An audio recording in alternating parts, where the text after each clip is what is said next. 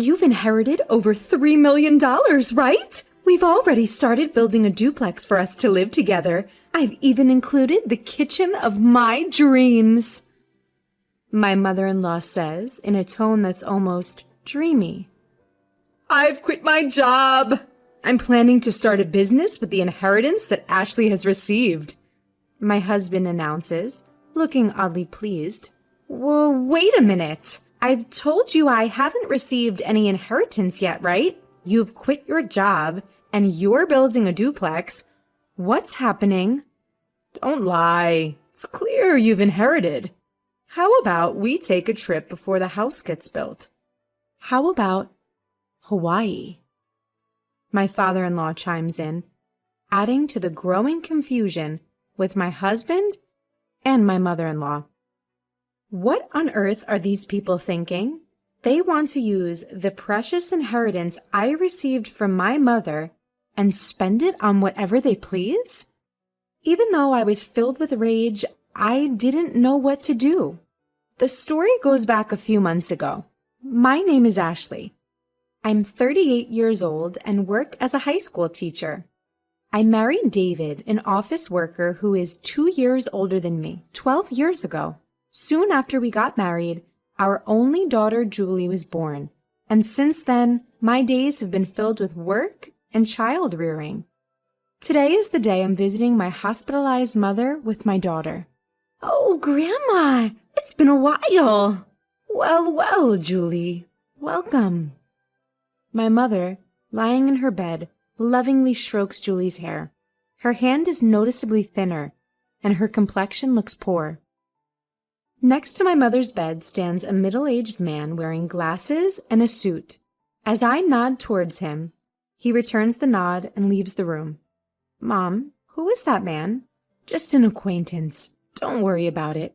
More importantly, Ashley, are you still doing well? And David, is he well? My mother's eyes, a shade close to blue, sparkle softly as she smiles. She met my father, who ran an import-export business overseas and came to the U.S. as his bride. Raising a child in a foreign country must have been hard, but my mother and father worked together to bring me up. One of the reasons I am able to work as a teacher today is because my mother taught me many things since I was small. I am deeply grateful to my parents, who raised me with love in a wealthy family. After my father passed away a few years ago, my mother, now alone, fell ill and was hospitalized. She transferred the business to a relative, and now she spends her remaining days quietly in the hospital. I'm fine, Mom. Is there anything you need? Just having you and Julie come to see me is more than enough. After having such a conversation and spending a good amount of time talking with my mother, Julie and I headed home. Julie talks to my mother about things that happened at school and the book she has recently read. She's at that tricky age of 10, but our relationship is good. Even if I take away my parental bias, I think she is a bright and honest child who is growing up well. We're home! Oh, welcome back! How's my mother-in-law doing? David asks as he greets us. Mom is as usual. How about you? Your seminar? Was it? Oh, I heard some good stuff. Looking forward to the next one. Recently, my husband has been attending seminars on quitting his job and starting a side business. He must want more money, but the company he works for will not top tier. It's not bad, and with my salary, we're doing just fine. I find it distasteful when he is so greedy for money, which I suppose he gets from his parents. Ever since we got married, I've been put off by his parents' excessive stinginess and their habit of begging for small amounts of money whenever we see them. So, I've been keeping my distance. They've never given Julie any Christmas gifts. Fortunately, my in-laws live far away, so we don't have to interact much. And my husband does well with household chores, so I guess it's okay. As long as I have my mother, my husband, Julie, and our modest but ordinary life, I'm content. Then, one day, I got a call from the hospital. My mother's condition had suddenly worsened, and she was in critical condition. When my family rushed to the hospital, my mother was barely breathing. Mom? Mom! Grandma? No! Ashley, I always wanted you to be happy. Cherish Julie more than anything. I love you. In the end, those were my mother's last words. My mother, who raised me with all her heart with my father. My mother, who adored Julie from the bottom of her heart. My mother's face in the coffin was peaceful, and all I could do was cry. Julie was by my side, crying with me. A little while after my mother passed away, an envelope arrived at our house. A law firm? Ashley was perplexed as she opened the envelope from an unfamiliar sender. Inside was a document stating, I have been entrusted with your mother's will, which leaves all of her inheritance to you. Ashley and her mother had never discussed the subject of inheritance before, so she was taken aback. However, since the letter had indeed arrived, she decided to visit the law firm on her own. Hello, I'm the attorney, Ed. The man who appeared was the middle-aged gentleman with glasses who had been present when she had visited her mother in the hospital. You were in my mother's hospital room before. Ashley questioned the man with the familiar face. Yes, we met in the hospital room, actually, from that time. I was entrusted by your mother. Hearing Ed's kind voice, Ashley found herself on the verge of tears. And then, I was shocked beyond belief. Whoa! 500 million? Yes, Ashley, when your father passed away, you waived your right to the inheritance, so your mother could receive it all, right? When you add that inheritance to your mother's personal assets, even after deducting taxes, this is the amount. Your mother has named you as the sole heir. My parents had indeed been wealthy, but I hadn't imagined that they had left such an inheritance. I had never asked my parents for money after getting married and avoided the topic of inheritance as it seemed unlucky. Feeling dizzy, I realized this must be an expression of love from my mother. With that thought, I left the procedures to Ed. Your mother cared about you more than anything. She instructed me to assist you if necessary. Please feel free to discuss anything with me. Thank you. I appreciate your help. Ashley bowed her head several times to Ed and left the room. Time passed, and it was around the time of her mother's 49th day memorial service. Her husband, David, began to frequently ask about her mother's inheritance. When they had married, her father was still running his business, so David was vaguely aware that they were wealthy. Each time she asked him to stop talking about it while she was still mourning, he would fall silent, only to suddenly bring up the matter of money after some time. The worst were my in-laws. When they came to my mother's memorial service, my father-in-law said, Ashley, if you are worried about the inheritance, we can help.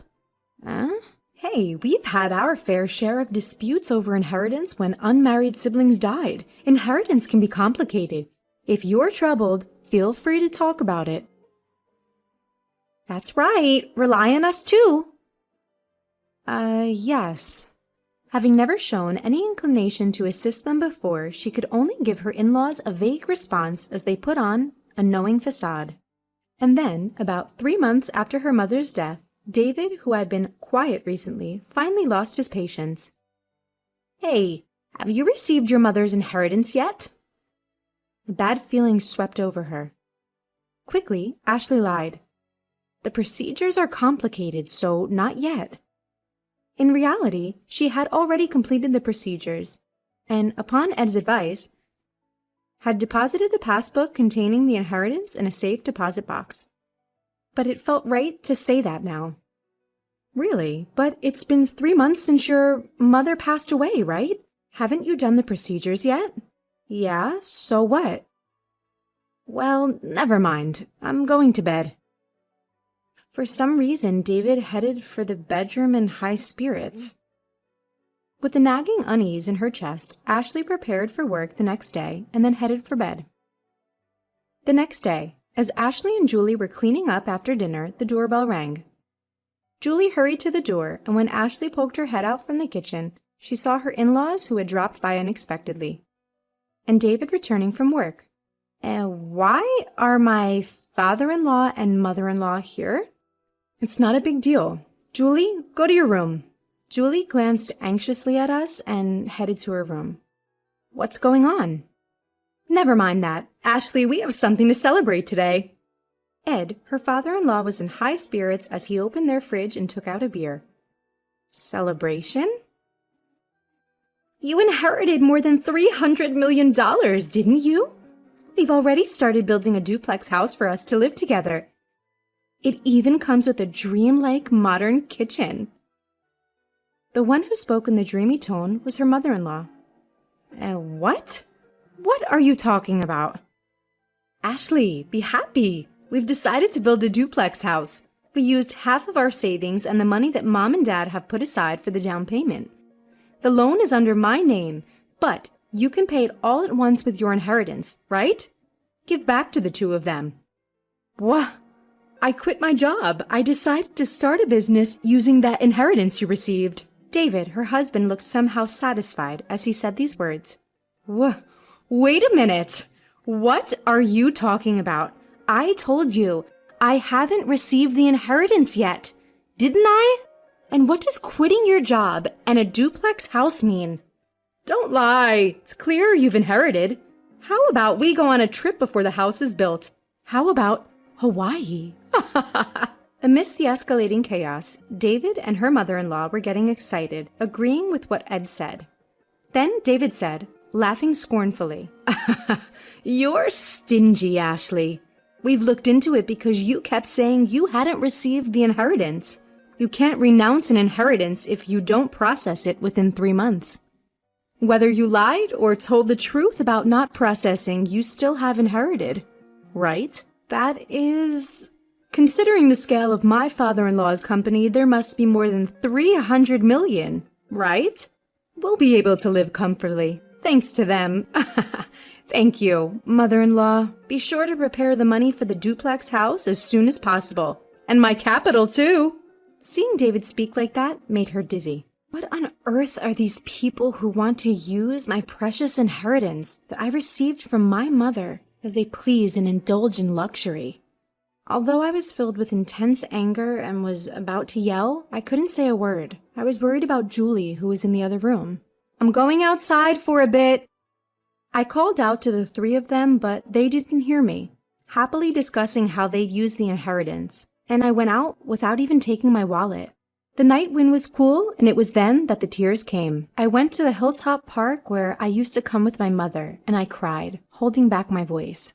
My anger didn't subside, feeling frustrated, and my heart was worn out from being exploited like that. My emotions were a mess. But she couldn't just say she wanted a divorce. They still had their child, Julie. Her mother's words, "Take care of Julie, above all else," came back to her, and tears spilled again. Suddenly, someone spoke to her.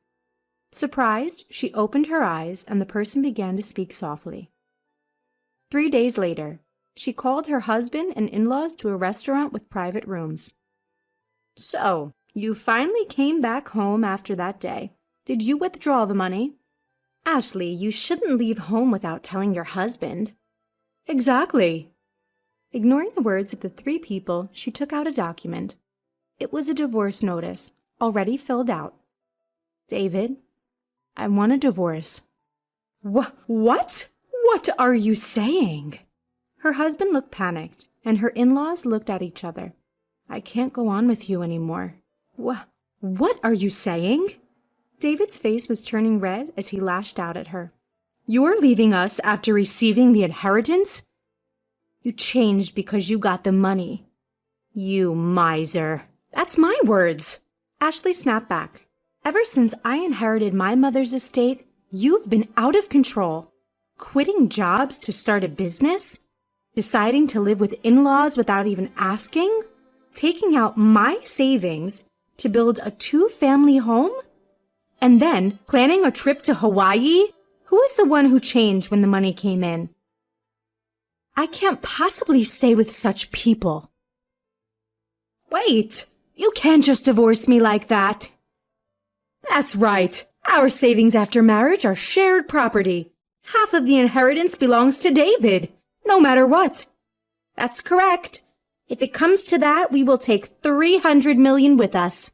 David and my in-laws were foaming at the mouth as they approached me. Just as I was about to respond, the door to the private room slid open. Dad, Grandpa and Grandma should know better. The inheritance Mom received doesn't become shared property. Right, Mr. Ed? There stood my daughter Julie and Attorney Ed. Julie? And who are you? I'm Attorney Ed. Ashley's mother had entrusted me with this matter, and I've been advising Ashley. As Ed bowed, Dave seemed flustered. That's all well and good, but wait. The inheritance doesn't become shared property? That's correct. Inherited property from a deceased parent does not become shared property, nor is it subject to division of property. What? You've got to be kidding me. Is this a mistake? That can't be. In front of the flustered three, I was taken aback.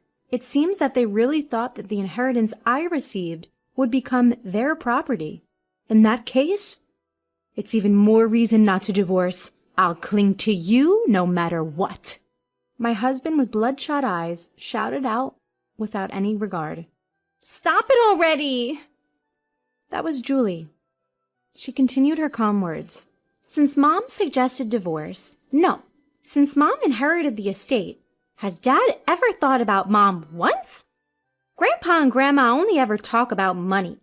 They never once mentioned me. I can't consider such people as family. David and my in-laws were taken aback. The day I was crying about my inheritance, Julie was the one who spoke up. Julie came running after me and she told me, Dad, Grandpa and Grandma are too much, trying to take Grandma's legacy for themselves. Mom, I'm on your side. Let's fight this together. With those words, I made up my mind, contacted Ed, and arranged this meeting. Julie, it's not like that. Dad wants you to be happy. That's right, Julie dear. You'd be happier living with us, wouldn't you? That's right. A child shouldn't interfere.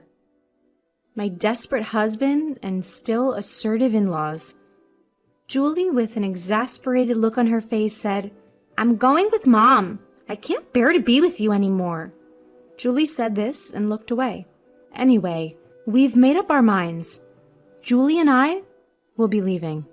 As I said this calmly, David got angry. Hey, I've never cheated and you can't force a divorce. I'll hire a lawyer. We'll get that money one way or another. If that's the case, I will take care of it from here. Ed spoke quietly. The issue here is whether there are grave reasons for not continuing the marriage, quitting his job, using the household savings without permission, deciding to live together, and Julie saying she can't bear it. There are various points we can argue. Moreover, your daughter recorded the sound of all of you begging for Ashley's inheritance. That should also serve as evidence. Damn it. David slumped and my in-laws turned pale. After seeing that, Julie and I left the restaurant. A year later, thanks to Ed's efforts, my divorce with David was finalized. Julie and I moved into the house my mother had lived in. But there were several times when we received letters saying, I love you, come back. And David was seen loitering near Julie's school, so we asked Ed to apply for a restraining order. After that, it was quiet. According to the rumors, they actually did build a two-family home. My already retired in-laws had to work in a factory, and although David looked for work, he couldn't find any and is now doing manual labor. I heard from the neighbors that there were constant arguments in the new two-family house. Because of their troublesome fights, they've become disliked by everyone in the neighborhood. Julie and I are still living peacefully, helping each other. A while ago, Julie said, I want to study abroad in the country where Grandma grew up. So, to cut ties completely with my ex-husband, we made up our minds to move overseas. We used a bit of my mother's inheritance, but I'm sure she would be pleased. Now, Julie seems to be enjoying school every day, and I've started working as a teacher there. I hope these peaceful days continue.